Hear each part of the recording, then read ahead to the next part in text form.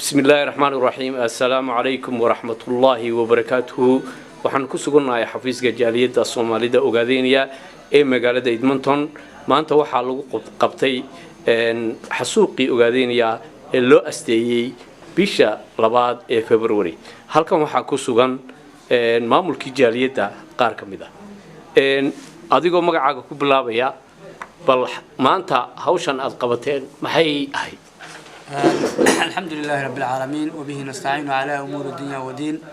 وصلى الله وسلم على نبينا محمد أما بعد مناسبة مانتا إنه قبلني وحاية هي حسوق الشعب كرير الأوغادينيا فبراير وهاجاك مدن أياد ما حسنتهاي لنا عبيد إحدى واحد شوجا محمد الشقلان حسين قدوميها أباب الجالية الصومالية أوغادينيا أي مقالة إدمونتون سيدو أركتها حسوقة أوغادينيا أدمانتها كوكبتين حفيز كان جالية الصومالية أوغادينيا بسم الله الرحمن الرحيم مانتا هو مالين وين وقيرة له وكوادن حسوقي كدعي كوني سجال بقول سجاشن يافرتي بيشي فبراير أفريقيا لبعتين كذي بهايد والله وبيجي مانتا سنة والبنا والله قبتها ومعلن تيرانياله وآديها تيرانياله يضع حسوق ومر والبدعة لكن هذانا معلن تسمعين جارة أيه وحيد تعيش شعب كرير وقادينية وهاجاك مجن محمد شكاية كسردو إليس تي في وأن ستة سيدين كتبين إنه سيدو أركت حسوق وقادينيا بيشان فبراير لو أستي عبد الرحمن وما تصنتهاي سيدي صاحبتي بهروس وشجعان وحنو ما أنت أن خصوصاً إن يعني درادي كده على دلكنا وغادينيا نلا بدن وكمده أو حسوقية اللي جيستحلية كل الدول سنة كل الدول حسيا شيء بدن وكمده أدعان بشلا بعد أو سنة كل الدول سيدا مدي وصاحبك حجمه شغلنا وكده وشيء على أفريقيا سجاشنكي ومد أنو سيجوكته وصبينه سنة والباح ليدنا وكره marka doorkana waxaan xusinay wixii hadda ka hor dhacay marka waa arrin jirta weey waxaan rajaynaynaa hadda muxuu ahaa waxaan xusuusanaynaa ayaan dara dhacday laakiin waxaan rajaynaynaa maalin aan fogeyn kolay noqotaba inay noo bedesho maalin xusuus wanaagan ugu reebto oo maaragtay aanan xusin xasuuq laakiin aan xusin xorriyad iyo wax la mid ah وهاجاك مدنان إنتي لك أي كولة هاي مانتا dhinac markaad ka eegtid isla bishan aynu ku jirno oo muxuu ahaa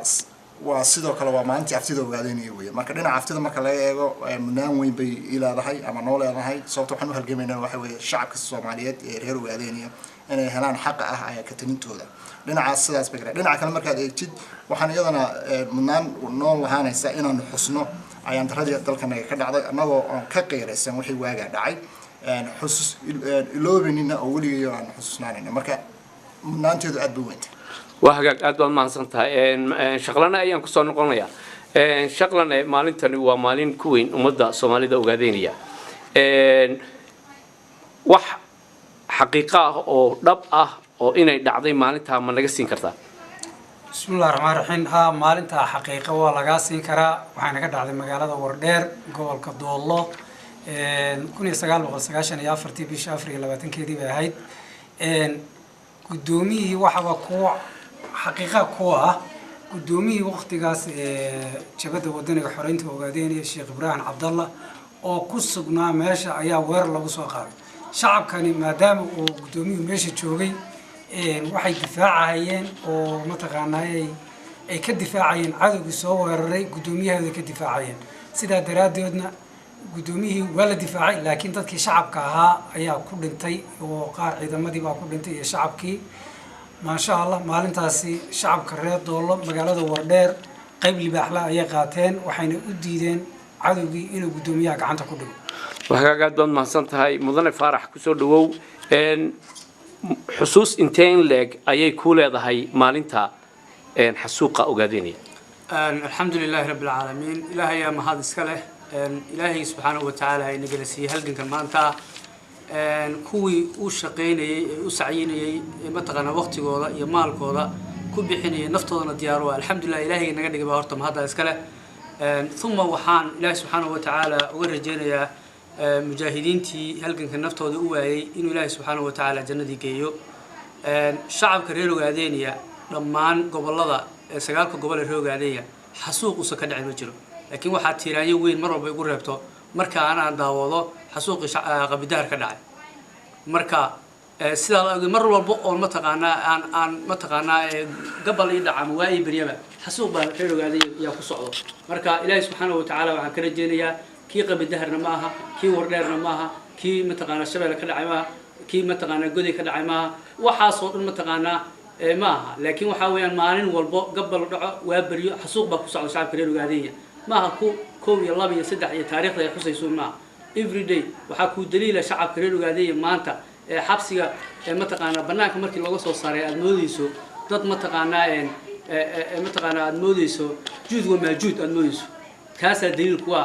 shacabka reer Ogaadeniya xasuuqa ku socdo inta dhimatay waa in dhimatayba inta noolna waa kuwa mataqaanaa saaka mataqaanaa banaanka la soo tubay aad arkayso wax ay dhamaan geereen aysan jirin marka ilaahay subxaanahu wa tacaala waxaan u rajeynayaa inuu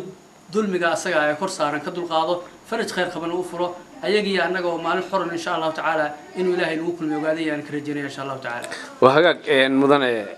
magan sheekeeye ku soo dhawow mar kale ayaan kugu soo celiyay maxaad u soo jeedinaysaa ummadda Soomaalida Ogaadeniya adoo ka hadlaya dhinaca xasuuq waa su'aal wanaagsan weeye waanad ku mahadsan tahay waxaan u soo jeedinayaa bulsho walba horta waxay leedahay taariikh ama sooyaal bulsho aan taariikhdeeda ama sooyaalkeeda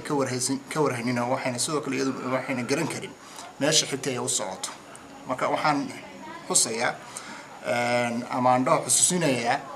in kolka hore aynu ogaano sooyaalkeenu wuxuu yahay waxaynu soo marnay si aynu maanta ugu dhaqanno birina aynu uga badbaadno waxaan sidoo kale aan rabaa in aan ku dhiiriyo ama ku bogaadiyo baaqna aan ugu diray dhammaan dadyoga Soomaaliyeed dadka Soomaaliyeed meel walba dunida ka joogaan inta Soomaalida Ogaadeniya ah iyo intaan haynba in halganka loogu jiro ay ka talinta iyo xorriyadda Ogaadeniya ay kaalin uga geystaan si ay bulshadaas u gaadho gobonnimadeeda lama maarmaanka ah lan bulsho walba ayaheeda waxay u leedahay xaq ah inay ka tashato shacabka Ogaadeniya kama duwana bulshooyinka badan ee adduunka ku dhaqan ee xorta marka xaq wuxuu leeyahay inuu ayisha ka tashto Soomaalidana waxaan ugu baaqayaa inta halganka ku jirta in lagu taageero lagu dhiiriyo lagu wax walba oo maarta laga qayb qaadan karo si hawsha loogu fudeeyo loo yeelo aad baad u mahadsan tahay waxaan ku soo gabagabeynayaa gudoomiyaha hoggaanka abaabulka jaaliyadda Soomaalida Ogaadeniya ee magaalada Edmonton Maxamed Xuseen Shaqlane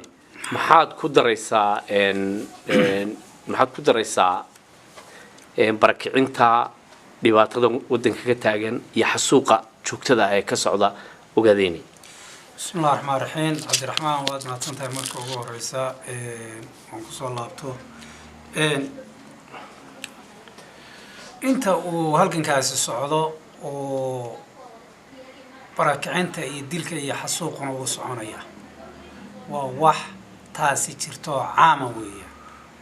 adduunyada lama arag wax xornimo ku hela wax ciyaar mid waxaan leeyahay shacabka Soomaalida Ogaadeniya aan leeyahay haddaydaan kicin oo aan u adkaysan barakicinta kufsiga dilka xadhiga oo iyadoo taasi dhacaysa aydan dagaalka iskaga celinin gumaysiga horta saad ku xorowdaan waa adagtaa ta kale gumaysi weligeedba waxaa lagu yaqaanaa inuu meelaha ka jilicsan uu ummadda ka aado maatida dadka ololdarka ah maxaan ku idhaha haweenka waxyaabahaas dhaqaalaha inuu ka aado weligeed yaalaheedna waxa weeyaan waa qayb iyo xukun weeyaan camalada mataqaanaa ee gumaysiga marka shacabkayga waxaan ku dhiirigelinayaa inay midnimo la yimaadaan adkaysi ay la yimaadaan gumaysiguna uu foorraa insha Allah inuu wuxuu ka dhici doona dalow dheer buu ka dhacaya uu sii foorraa haraatiya iska daba raacin ayaan ku soo gabagabeynayna waa hagaag aad bay u mahadsan yihiin gudoomiyaha jaaliyadda mudane Faarax Mursal